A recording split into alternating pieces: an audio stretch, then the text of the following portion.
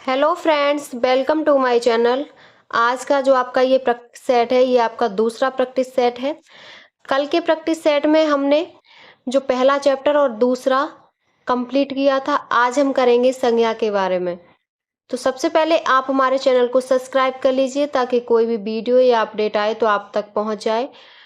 और ये जो आपका आज का प्रैक्टिस सेट है वो आपके सभी एग्जाम के लिए, जिसमें आपकी हिंदी पूछी जाती है, सभी के लिए इम्पोर्टेंट रहेगा, क्योंकि इसमें आपके सभी के सभी प्रीवियस ईयर क्वेश्चन पेपर हैं जो बहुत ही इम्पोर्टेंट हैं। तो चलिए शुरू करते हैं आज के अपनी क्लास।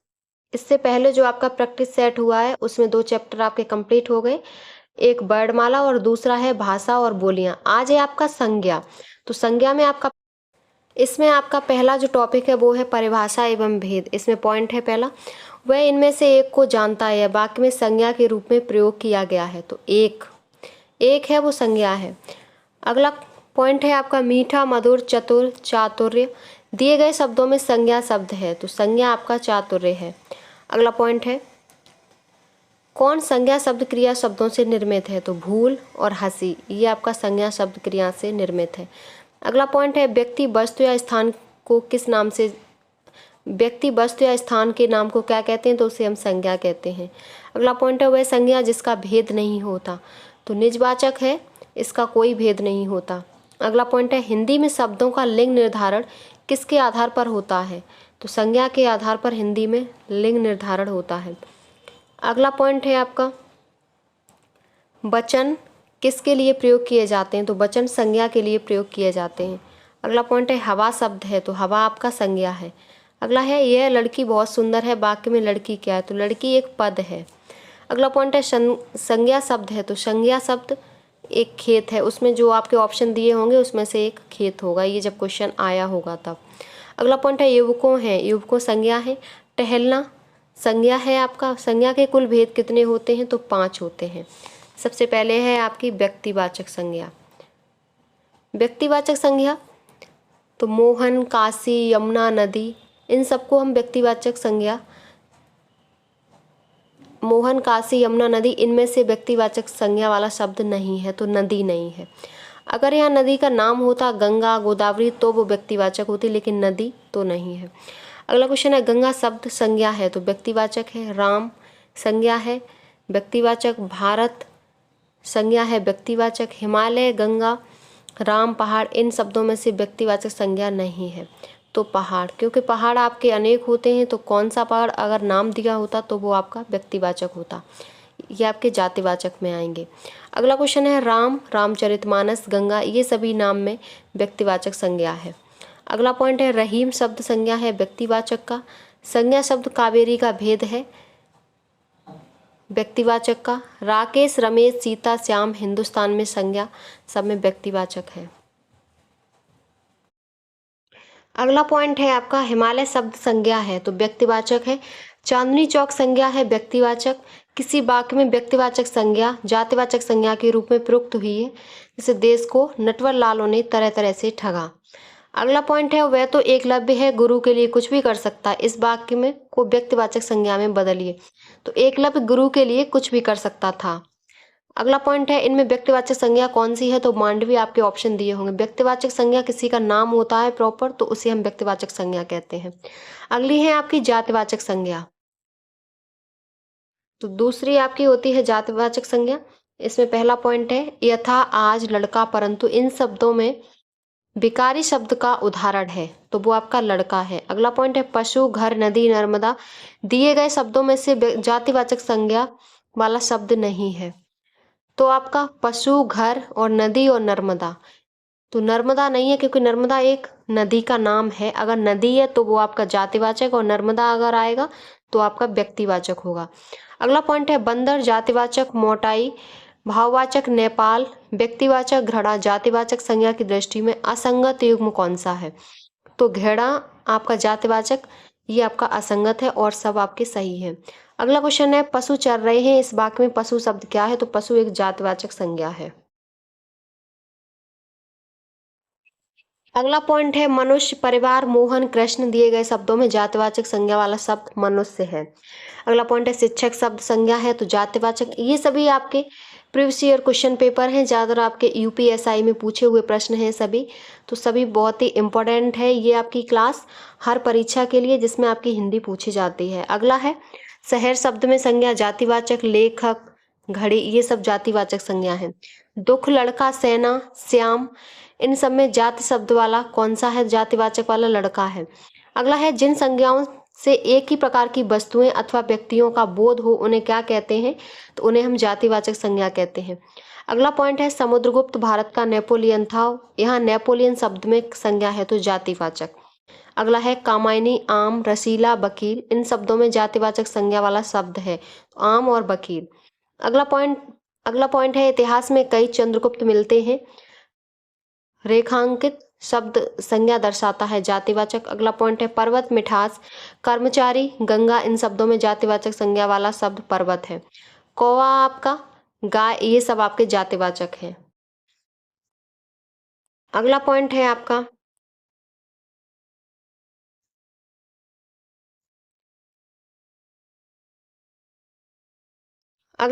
सभी जातिवाचक संज्ञा का समूह है लड़का, नगर, कार। समाज में आज भी सीता, सावित्रियों का महत्व है, यहाँ रेखांकित शब्दों का प्रयोग हुआ है तो जातिवाचक संज्ञा का व्यक्तिवाचक के रूप में प्रयोग हुआ है। अब है आपकी तीसरी भाववाचक संज्ञा, इसमें पहला पॉइंट है देव, बुद्धिमानी, बुढ़ापा, भिंडित, इन चारों शब्दों में से वह शब्द जो भाववाचक संज्ञा वाला नहीं है तो देव आपका भाववाचक नहीं है। अगला है कड़वाहट, आनंद, अंकित, आवश्यकता, इन शब्दों में कौन सा भाववाचक नहीं है तो अंकित नहीं है। अगला पॉइंट है भारत, लड़का, मित्रता, पेड़, इन शब्दों में भाववाचक संज्ञा वाला शब्द है तो मित्रता। सर्वनाम से निर्मित भाववाचक संज्ञा कौन सी है तो अहंकार है। इनमें क्रिया विशेषण से बनी भाववाचक संज्ञा शीघ्रता है। इनमें सर्वनाम से बनी भाववाचक संज्ञा अपनापन है। अगला पॉइंट है इनमें विशेषण से बनी भाववाचक संज्ञा नहीं है तो ममता। अगला पॉइंट है इनमें क्रिया से बनी भाववाचक संज्ञा नहीं है तो खटाई। अगला है सभी शब्द विशेषण से बनी भाववाचक संज्ञा है तो वो आपका महत्व, सौंदर्य और प्राथमिकता। अगला पॉइंट है सर्वनाम से बनी भाववाचक संज्ञा है तो लड़कपन। शब्द भाववाचक संज्ञा के अंतर्गत रखा जाएगा तो हरियाली। और सैसव शब्द कौन सा संज्ञा पद है तो भाववाचक। ये आपकी भाववाचक हो गए। अगली आपकी संज्ञा है समूहवाचक संज्ञा, इसमें पहला पॉइंट है नहर, सहना, स्टेशन, आगरा, इन सभी शब्दों में से समूहवाचक शब्द है तो सेना। अगला पॉइंट है भीड़ शब्द में संज्ञा है समूहवाचक संज्ञा। गड्डी, अच्छाई, गुलाब, गेहूं, इन शब्दों में से समूहवाचक संज्ञा वाला तो गड्डी है। अगला पॉइंट है परिवार शब्द में संज्ञा का प्रकार है तो समूहवाचक।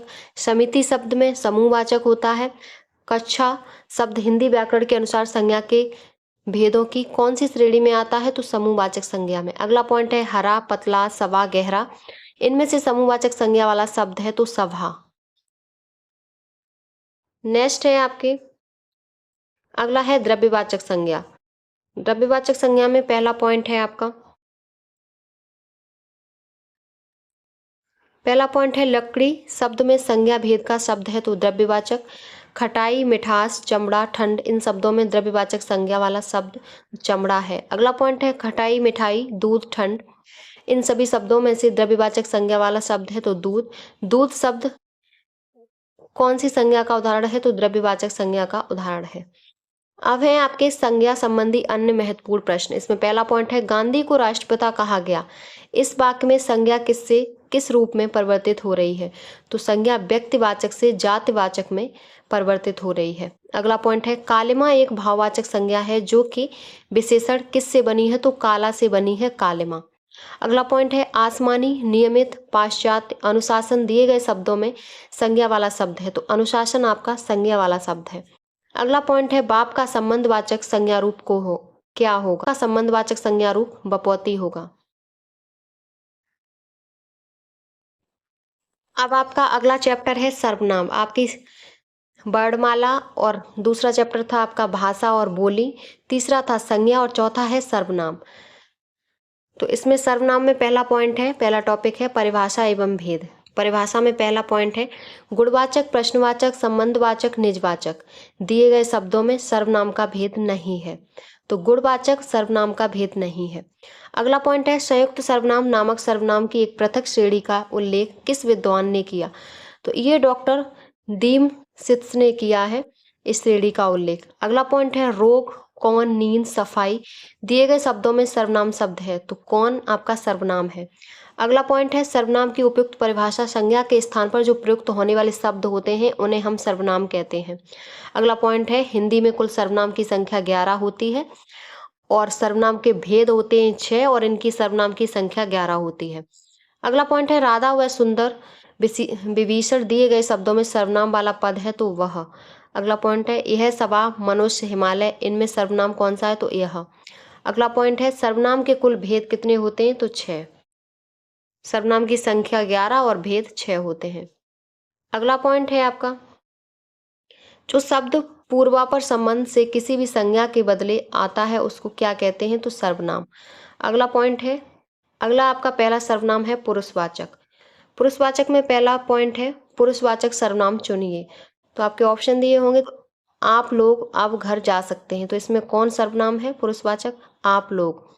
अगला पॉइंट है आप जहाँ भी रहती हैं खुशियों का माहौल है, इसमें कौन सा सर्वनाम पुरुषवाचक सर्वनाम कौन सा है, तो आप। अगला पॉइंट है पुरुषवाचक सर्वनाम से संबंधित वाक्य है, तो वह आवश्यक कार्य से अजमेर गया है। अगला पॉइंट है मुझे बारिश में भीगना पसंद नहीं है, तो इसमें कौन सा किस सर्वनाम का उदाहरण है, तो उत्तम और प्रथम पुरुष दोनों का है। अगला पॉइंट है उचित सर्वनाम से रिक्त स्थान पूर्ति कीजिए। अरे, आप कब आए, आप इसमें सर्वनाम है। अगला पॉइंट है अब खाली स्थान बच्चों का खेल देखिए। अब आप बच्चों का खेल देखिए, तो आप इसमें सर्वनाम है। अगला है राम अपनी नानी के घर गया, तो अपनी है वो सर्वनाम है। अगला पॉइंट है हम ताजमहल देखने जाएंगे, इसमें सर्वनाम कौन सा है, तो पुरुषवाचक सर्वनाम है, हम ताजमहल देखने जाएंगे। नेक्स्ट आपका पॉइंट है उसका भाई खेलता है, इसमें भी पुरुषवाचक है। वह एक अच्छा छात्र है, इसमें इस वाक्य में संकेतवाचक सर्वनाम है वह। अगला पॉइंट है उसने, तुमने, हम, मैंने दिए गए शब्दों में से वह शब्द जो अन्य पुरुष सर्वनाम का उदाहरण है, तो उसने। अगला पॉइंट है उनको, हम, उन्हें, आपको दिए गए शब्दों में से उत्तम पुरुषवाचक होगा इसमें हम। अगला पॉइंट है हम, तू, कोई, मैं दिए गए इन शब्दों में से वह शब्द जो सार्वनामिक दृष्टि से पुरुषवाचक सर्वनाम से संबंधित नहीं है, तो वो आपका कोई नहीं है। पुरुषवाचक में पहला है उत्तम पुरुष। उत्तम पुरुष में पहला पॉइंट है दिए गए वाक्य में सर्वनाम को पहचानिए। मैं लिखना पसंद करती हूँ, इसमें सर्वनाम कौन सा है, तो मैं। अगला है राम तुम्हें बुला रहा है, तो तुम्हें इसमें सर्वनाम है। अगला है मुझे शब्द सर्वनाम का प्रकार है, उत्तम पुरुष का है मुझे। अगला पॉइंट है उत्तम पुरुष सर्वनाम के उदाहरण कौन कौन से हैं, तो मैं, हम, मैंने, हमने, मेरा, हमारा, मुझे, मुझको, ये सब उत्तम पुरुष के उदाहरण हैं। अगला है आपका मध्यम पुरुष। मध्यम पुरुष में खाली स्थान, ने कल स्कूल आने में देर कर दी, तो इसमें आएगा आपका तुमने कल स्कूल आने में देर कर दी। अगला पॉइंट है उत्तम पुरुषवाची शब्द नहीं है, तुम। अगला है तुम कल कहाँ थे, इस वाक्य का पुरुष है, तो मध्यम पुरुष। अगला पॉइंट है मैं, तू, वह इन शब्दों में मध्यम पुरुषवाचक सर्वनाम है, तो तू मध्यम पुरुषवाचक सर्वनाम है। अगला पॉइंट है आपका अन्य पुरुष। अन्य पुरुष में पहला पॉइंट है वह अपनी माताजी के साथ शहर में रहती है, तो वह सर्वनाम है। जीवेश एक प्रतिभाशाली विद्यार्थी है, इसमें पुरुष का उदाहरण है, तो अन्य पुरुष का उदाहरण है। अगला पॉइंट है उन्हें, तुम, तुम्हें, हमारा, इसमें अन्य पुरुषवाचक सर्वनाम का सबसे अच्छा जो है विकल्प, वो अच्छा मतलब कौन सा वर्ड है, तो उन्हें, हम, उन्हें सबसे अच्छा इसमें विकल्प है। अगला पॉइंट है इनकी तुम्हारे में कोई रुचि नहीं है, इस वाक्य में सर्वनाम कौन सा है, तो अन्य पुरुष है। अगला पॉइंट है आप, हम, मेरा, इसने, इन चारों शब्दों में से उस शब्द का चयन करें जो अन्य पुरुषवाचक सर्वनाम है, तो इसने। अगला पॉइंट है वह कल मुझसे मिलने आएगी, इसमें इस शब्द के आधार पर पुरुषवाचक सर्वनाम के भेद का सही विकल्प कौन सा है, तो अन्य पुरुषवाचक है। ये सब आपके प्रीवियस ईयर क्वेश्चन पेपर हैं, ये सब अभी आपने किए, वो DSSB PRT में पूछे हुए प्रश्न हैं। अगला पॉइंट है आपका अगला जो सर्वनाम है वो है निजवाचक सर्वनाम। इसमें पहला पॉइंट है निज, हम, आप, खुद दिए गए शब्दों में से कोई एक शब्द जो निजवाचक सर्वनाम नहीं है, तो हम। जो स्वयं के लिए करते हैं वो निजवाचक होता है, निज, जैसे आप, खुद, स्वयं, ये सब निजवाचक हैं। अगला पॉइंट है मैंने इस समस्या का समाधान खुद ही निकाल लिया। इस वाक्य में शब्द खुद ही किस सर्वनाम का भेद है? निजवाचक का। सफलता पाने के लिए तुम्हें स्वयं कठोर परिश्रम करना पड़ेगा। इसमें स्वयं आपका निजवाचक है।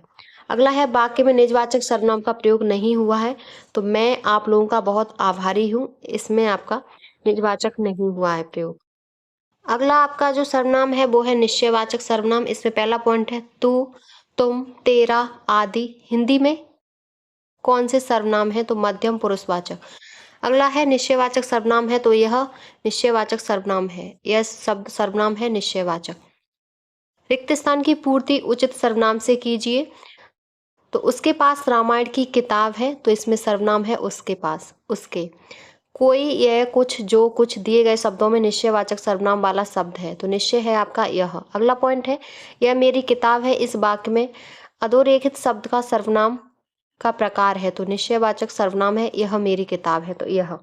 अगला पॉइंट है संकेतवाचक सर्वनाम को और भी नाम से जाना जाता है, तो संकेतवाचक को हम निश्चयवाचक सर्वनाम के नाम से भी जानते हैं। अगला पॉइंट है वहां, यह, जो, सो।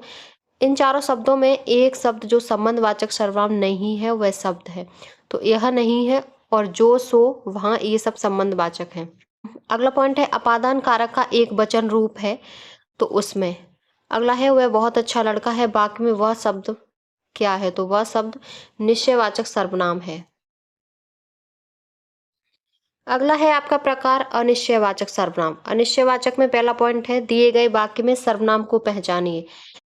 तो पहला है कुछ सेब यहाँ पड़े, तो इसमें अनिश्चयवाचक होगा कुछ। अगला पॉइंट है दूध में कुछ पड़ गया।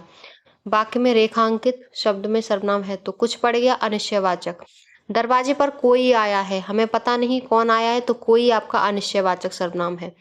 अनिश्चयवाचक सर्वनाम से युक्त वाक्य क्या होगा? तो वह कुछ खा रहा है, कुछ खा रहा है, पता नहीं क्या खा रहा है, तो ये आपका कुछ है ना, वो अनिश्चयवाचक सर्वनाम है। अगला पॉइंट है छत्तीसगढ़ी शब्द में कौनो सर्वनाम है। कौनो आपका अनिश्चयवाचक है।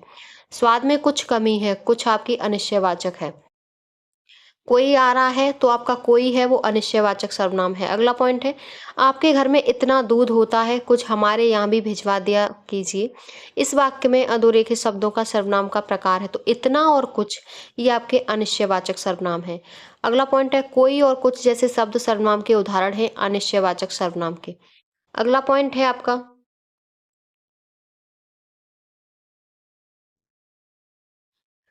नेक्स्ट पॉइंट है किसी को बुलाओ। वाक्य में किसी शब्द का सर्वनाम है, तो अनिश्चयवाचक सर्वनाम है। अगला है अनिश्चयवाचक सर्वनाम का अपादान कारक में बहुवचन रूप होगा, तो किन्हीं से। अगला पॉइंट है दान, भजन, कुछ, पढ़ना। इन शब्दों में वह शब्द जिसमें सर्वनाम है, तो वो कुछ है आपका, वो आपका सर्वनाम है। अगला आपका जो प्रकार है सर्वनाम का वो है संबंधवाचक। इसमें पहला पॉइंट है रिक्त स्थान की पूर्ति उचित सर्वनाम से कीजिए। तो वे एक गरीब किसान के बेटे थे, इसीलिए उनका बचपन गरीबी में बीता, तो उनका आपका सर्वनाम है। अगला पॉइंट है संबंधवाचक सर्वनाम। जो, सो, ये सब आपके संबंधवाचक सर्वनाम होते हैं। अगला है बच्चे वही कहानी सुनेंगे जो सच है। इसमें संबंधवाचक कौन है? तो वही, वही, जो, ये आपके संबंधवाचक है। अगला है जैसे वह आया वैसे ही चला गया, तो जैसे और वैसे ये आपका संबंधवाचक है। अगला है जैसा करोगे वैसा भरोगे, ये आपका जैसा और वैसा दोनों संबंधवाचक सर्वनाम है। अगला पॉइंट है अगला है कुछ, वह, जो, ये आपके संबंधवाचक सर्वनाम से संबंधित हैं। कुछ, वह, जो। अगला, तो इसमें कौन सा है संबंधवाचक? तो जो। कुछ तो आपका अनिश्चयवाचक है, तो आपका जो है वो संबंधवाचक सर्वनाम है। अगला पॉइंट है जो करेगा सो भरेगा, तो इसमें संबंधवाचक सर्वनाम है। अगला पॉइंट है जिसको हमने बुलाया था वह आया, इसमें संबंधवाचक सर्वनाम है। अगला पॉइंट है कोई, आप, किस, जिस। इन शब्दों में से वह शब्द जो संबंधवाचक सर्वनाम है, तो जिस है वो आपका संबंधवाचक सर्वनाम है। अगला आपका प्रकार है प्रश्नवाचक सर्वनाम। इसमें पहला पॉइंट है क्यों, कब सर्वनाम के उदाहरण हैं जो प्रश्नवाचक सर्वनाम होते हैं। अगला है रिक्त स्थान की पूर्ति उचित सर्वनाम से कीजिए। तो वह फटी किताब किसकी है? तो किसकी आपका प्रश्नवाचक सर्वनाम है। अगला पॉइंट है दिए गए वाक्यांश में सर्वनाम को पहचानिए। बाहर कौन खड़ा है? तो कौन है आपका वो प्रश्नवाचक सर्वनाम है। अगला पॉइंट है कौन शब्द सर्वनाम है? तो प्रश्नवाचक। अगला है कमरे के अंदर कौन बैठा है? तो कौन आपका सर्वनाम है। लगता है बाहर कोई खड़ा है, तो कोई आपका प्रश्नवाचक सर्वनाम है। अगला पॉइंट है पुस्तक किससे मंगवाऊं, तो इस वाक्य में सर्वनाम का प्रयोग हुआ है प्रश्नवाचक सर्वनाम का। तुम कौन हो, इस वाक्य में तुम है वो प्रश्नवाचक, कौन हो, तुम कौन हो तो प्रश्नवाचक सर्वनाम है। अगला है नींद, रोग, सफाई, कौन, इन शब्दों में सर्वनाम से संबंधित शब्द है, तो कौन आपका सर्वनाम से संबंधित शब्द है प्रश्नवाचक से। अगला पॉइंट है किस किस से झगड़ा करते फिरोगे, तो इसमें क्या है, तो ये सर्वनाम है किस किस से। अगला है आपका सर्वनाम संबंधी अन्य महत्वपूर्ण प्रश्न। पहला है निजवाचक सर्वनाम का प्रयोग। आप भले तो जग भला, आप स्वयं खुद के लिए हम निजवाचक सर्वनाम का प्रयोग करते हैं। अगला है कोई, सब कुछ, कुछ न कुछ, इनमें से संयुक्त सर्वनाम वाला शब्द कौन सा है, तो संयुक्त सर्वनाम होगा कुछ न कुछ। अगला पॉइंट है साथ शब्द का प्रयोग नहीं किया जा सकता, तो साथ शब्द का प्रयोग सर्वनाम के रूप में नहीं किया जा सकता। अगला पॉइंट है किस, कोई, कौन, क्या, इन शब्दों में वह शब्द जो अप्राणीवाचक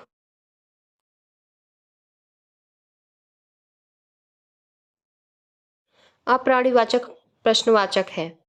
किस, कोई, कौन, क्या, इन शब्दों में वह शब्द जो अप्राणीवाचक प्रश्नवाचक सर्वनाम है, तो क्या है। अगला पॉइंट है कुछ भी, कुछ न कुछ, सब कुछ, जो, वह, इनमें अनिश्चयवाचक सर्वनाम के अंतर्गत नहीं आता। तो आपका कुछ भी, कुछ न कुछ, सब कुछ ये आपके अनिश्चयवाचक हैं, लेकिन जो और वह ये आपके अनिश्चयवाचक सर्वनाम के अंतर्गत नहीं आते। अगला पॉइंट है मेरे, मुझको, मेरे लिए, मुझे, मैं, उत्तम पुरुष के संप्रदान कारक का एकवचन रूप नहीं है, तो मेरे नहीं है। अगला पॉइंट है यह मकान मेरे भाई का है, तो ये आपका संकेतवाचक सर्वनाम विशेषण है। अगला पॉइंट है सब कोई सर्वनाम के प्रकार का उदाहरण है, तो संयुक्त सर्वनाम का सब कोई उदाहरण है। अगला पॉइंट है जो सर्वनाम संज्ञा शब्दों के मेल से बनते हैं उन्हें हम संयुक्त सर्वनाम कहते हैं। अगला पॉइंट है मैंने मेरे को सुधार लिया, इसमें अशुद्धि कहाँ है, तो सर्वनाम की अशुद्धि है मैंने मेरे को। अगला है घर, आप, पहाड़, नदी, दिए गए शब्द में सर्वनाम वाला शब्द है, तो आप आपका सर्वनाम है और पहाड़, नदी, घर ये आपकी संज्ञा है। अगला पॉइंट है ऐसा भी हो सकता है, वाक्य में सर्वनाम के रूप में प्रयोग किया गया शब्द कौन सा है, तो ऐसा। अगला पॉइंट है सीधा शब्द का प्रयोग नहीं किया जा सकता, सर्वनाम में सीधा शब्द का प्रयोग नहीं किया जा सकता। अगला पॉइंट है कौन सर्वनाम का गुणवाचक शब्द है, तो आपका कैसा है वो कौन सर्वनाम का गुणवाचक शब्द है। अगला पॉइंट है आपका पिताजी आ रहे हैं, उनको सहारा दो, तो उनको आपका सर्वनाम है। अगला है अपादान कारक उत्तम पुरुष बहुवचन रूप होगा, तो हमसे ये आपका अपादान कारक उत्तम पुरुष बहुवचन रूप होगा। अगला पॉइंट है अन्य पुरुष एकवचन सर्वनाम का संप्रदान कारक बहुवचन रूप होगा उन्हें। अगला पॉइंट है अनिश्चयवाचक सर्वनाम का करण कारक बहुवचन रूप होगा, तो किन्हीं से। अगला है तुम्हारा विश्वास मैं नहीं करूंगा तो कौन करेगा, इस वाक्य में सर्वनाम पदों की संख्या कितनी है, तो 3 है। अगला पॉइंट है वह रमेश के साथ खेलता है, मैं वह है, तो वह क्या है, वह सर्वनाम है। अगला पॉइंट है यह वह ये सब आपके सर्वनाम होते हैं। अगला आपका ये चैप्टर है, ये है आपकी क्रिया, संज्ञा, सर्वनाम और अब है आपकी क्रिया। तो क्रिया में सबसे पहले है परिभाषा एवं भेद। इसमें पहला पॉइंट है बच्चा रोज 8 बजे सोता है, इस वाक्य में क्रिया शब्द का चयन करें, तो सोता है ये क्रिया है। अगला है पॉइंट मुख्य क्रिया के अर्थ को स्पष्ट करने वाली क्रिया होती है, तो मुख्य क्रिया को स्पष्ट करने वाली सहायक क्रिया होती है। अगला पॉइंट है जिन शब्दों से काम का करना या होना पाए जाए उन्हें क्या कहते हैं, उन्हें हम क्रिया कहते हैं। अगला पॉइंट है सोहन गांव का मकान देख रहा है, इस वाक्य में क्रिया शब्द है, तो देख रहा है। अगला पॉइंट है रचना की दृष्टि से क्रिया के भेद हैं, तो 2 भेद होते हैं। अगला पॉइंट है मुख्य क्रिया के अर्थ को स्पष्ट करने वाली क्रिया को क्या कहते हैं, तो सहायक क्रिया कहते हैं। नेक्स्ट है क्रिया का वह रूप जिसमें कर्ता के अनुसार लिंग परिवर्तन नहीं होता, तो वह रूप भूतकालिक रूप होता है। अगला पॉइंट है क्रिया के पद परिचय में होता है वाच्य, पुरुष, लिंग, वचन, काल तथा वह शब्द जिससे क्रिया का संबंध हो, ये क्रिया के पद परिचय में होता है। अगला पॉइंट है आपका